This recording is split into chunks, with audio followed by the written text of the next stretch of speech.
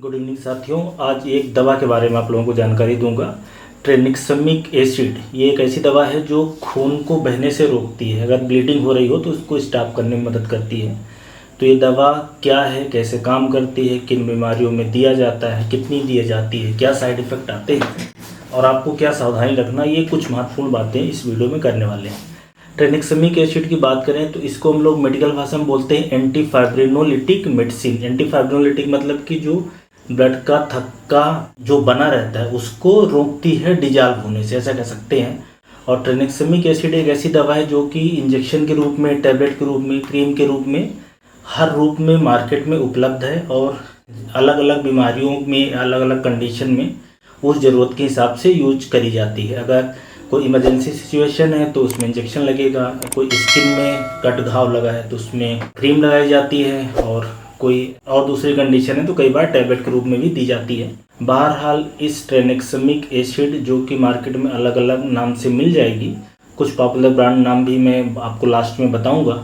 तो उसके प्रमुख यूज की बात करें तो महिलाओं में जो माहवारी के समय अगर ज़्यादा ब्लीडिंग होती है तब इस दवा को यूज किया जाता है। हैवी मेंस्ट्रुअल ब्लीडिंग, उस कंडीशन में ये ट्रेनेक्समिक एसिड यूज करी जाती है। ये चीज़ जरूर ध्यान रखें कि ये पहली दवा नहीं है या कोई फर्स्ट लाइन ड्रग जैसे बोलते हैं वो दवा नहीं है, बल्कि ये यूज करी जा सकती है। ज़्यादातर बार जब महिलाओं में महीना आता है तो कोई हार्मोनल दवाई या दूसरी दवा ट्राई करी जाती है, पर इसको भी ट्राई किया जा सकता है। इसके अलावा जब महिलाओं में बेबी के डिलीवरी के बाद अगर ज़्यादा ब्लीडिंग हो गर्भाशय से तब यूज करी जाती है, या गर्भाशय से किसी भी समय एबनॉर्मल ब्लीडिंग जिसको हम लोग बोलते हैं एबनॉर्मल यूट्राइन ब्लीडिंग तब यूज करी जाती है।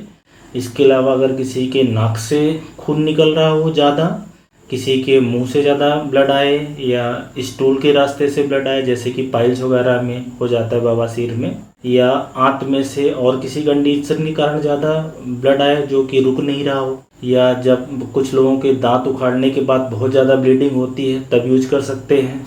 इसके अलावा जो हीमोफीलिया एक बीमारी होती है जिसमें ब्लड का बेसिकली थक्का बनने में दिक्कत आती है, तो उसके ब्लीडिंग के प्रिवेंशन में यूज करी जाती है। और कुछ ऑपरेशन होते हैं, स्पेशली जो बड़े ऑपरेशन होते हैं जिनमें ज़्यादा ब्लड बहने की संभावना रहती है, जैसे हड्डियों के ऑपरेशन है या स्पाइन के ऑपरेशन है या कार्डियक सर्जरी है, प्रोस्टेट के अंदर जो प्रोस्टेट बढ़ जाता है उसका ऑपरेशन होता है, या कुछ यूरिनरी ब्लडर वगैरह के ऑपरेशन, कुछ ऐसे ऑपरेशन जिसमें ऑपरेशन के समय ब्लीडिंग ज़्यादा होने का खतरा है या ब्लीडिंग बंद नहीं हो रही है, तब इस ट्रेनेक्समिक एसिड का यूज करा जाता है। तो ऐसा आप समझें कि शरीर में किसी भी कंडीशन के कारण ज़्यादा मात्रा में खून बह रहा है जो कि आसानी से बंद नहीं हो रहा है, नॉर्मली कहीं भी कट लगता है, घाव लगता है तो उसको दवा दिया जाए तो अपने आप ब्लड का थक्का बन जाता है, तब ये दवा दी जा सकती है। अब बात करते हैं कि ये दवा काम कैसे करती है। जैसे कि ट्रेनेक्समिक एसिड है, ये खून का थक्का बनने में मदद करेगी, पर ये काम कैसे करती है हमारे शरीर में, ये तो ऐसा समझे कि ये जो ब्लड क्लॉट बनता है, जैसे कहीं पे चोट लगती है, कोई इंजरी होती है तो हमारा शरीर उसको खून का थक्का बनाता है जिसको हम लोग ब्लड क्लॉट बोलते हैं। वो एक प्रोसेस होती है, कोएगुलेशन की प्रोसेस होती है, और जब क्लॉट बन जाता है फाइब्रिन का तो उस क्लॉट को डिजॉल्व करने के लिए हमारा शरीर अलग तरीके का एक प्रोसेस फॉलो करता है जिसमें प्लाज्मिनोजन से प्लाज्मिन बनता है, फिर वो प्लाज्मिन उस फाइब्रिन थक्के को हटाता है।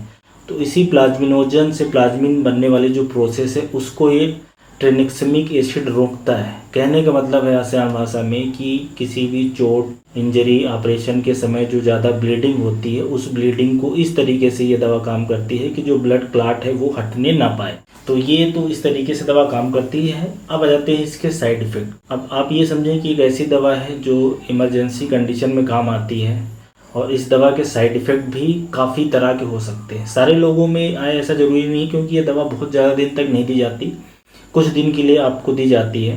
तो ये स्पेशली साइड इफ़ेक्ट तब ज़्यादा देखने को मिलते हैं जब किसी को लंबे समय तक दी जाए या किसी को इंजेक्शन वगैरह के रूप में दी जाए, तो ये ज़्यादा संभावना रहती है।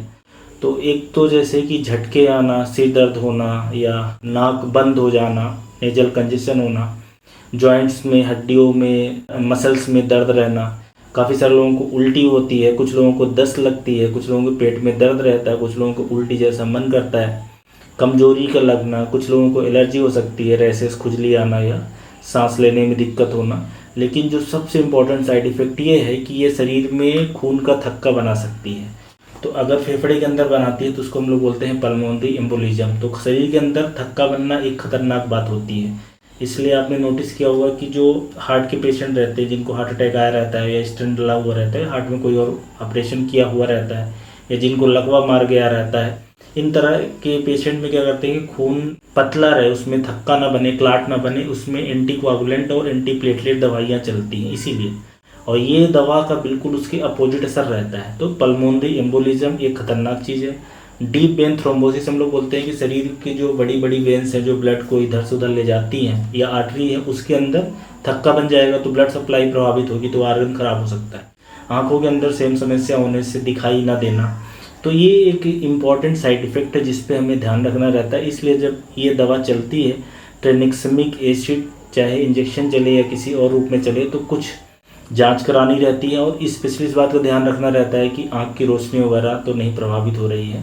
और इसीलिए ये दवा लंबे समय के लिए नहीं दी जाती, कुछ दिन के लिए ही चलती है। अब इससे संबंधित जो कंट्राइंडिकेशन या कॉशन कह सकते हैं कि किन लोगों में नहीं दी जाती, तो जैसा मैंने बोला कि अगर किसी को थ्रोम्बोसिस की हिस्ट्री हो, चाहे आर्टरी के अंदर या वेन के अंदर थक्का बनने की हिस्ट्री है, ब्लड क्लाट होने की समस्या है, डीप वेन थ्रोम्बोसिस है, या कोएगुलेशन में प्रॉब्लम है, या जो पीटी एपीटीटी प्लेटलेट का टेस्ट होता है उसमें कोएगुलेशन में समस्या दिखती है या मिलती है या रही हुई है, या किसी को पहले लकवा वगैरह मार गया, हार्ट वगैरह के अंदर दिक्कत रही, तो उन कंडीशन में दवा नहीं दी जाती। और ऐसे लोगों में जिनमें एलर्जिक रिएक्शन इस दवा से होती है, या ऐसे लोग जिनको इंट्राक्रैनियल ब्लीडिंग, मतलब कि ब्रेन के अंदर ब्लीडिंग है, तो उनमें नहीं दी जाएगी। तो कहने का मतलब है कि ये कुछ कंडीशन है जिसमें ये दवा नहीं चलती है। ट्रेनेक्सेमिक एसिड एंटीफाइब्रोलिटिक एजेंट नहीं दिया जाता। और सेफ्टी की बात करें तो लीवर के में सेफ है, प्रेगनेंसी में भी दी जा सकती है। किडनी पेशेंट में सेफ नहीं होती, इसलिए अगर सीवियर किडनी डैमेज है तो नहीं दी जाएगी, या तो डोज को रिड्यूस किया जाता है। लास्ट में अगर इस दवा की कीमत की बात करें तो अभी तो जैसा मैंने बोला कि इंजेक्शन के रूप में आती है, टैबलेट के रूप में आती है, क्रीम के रूप में भी आती है, तो अलग अलग रूप में और अलग अलग प्राइस रहेगी। और किस ब्रांड की आप ले रहे हैं उस पर भी प्राइस डिपेंड करती है। तो 500 मिलीग्राम वाली जो टैबलेट है, आपको मोटा मोटा बताऊँ कि कोई 20 रुपये के आसपास एक पड़ती है।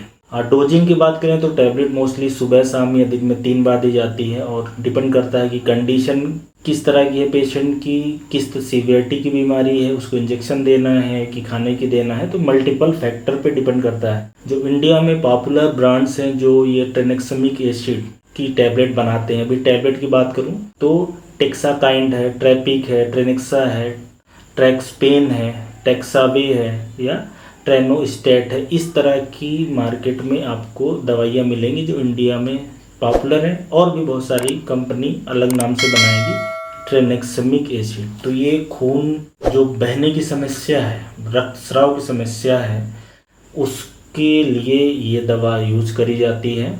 तो इसके बारे में कुछ ये इम्पोर्टेंट जानकारी रही। वीडियो हेल्पफुल होगा। Thank you.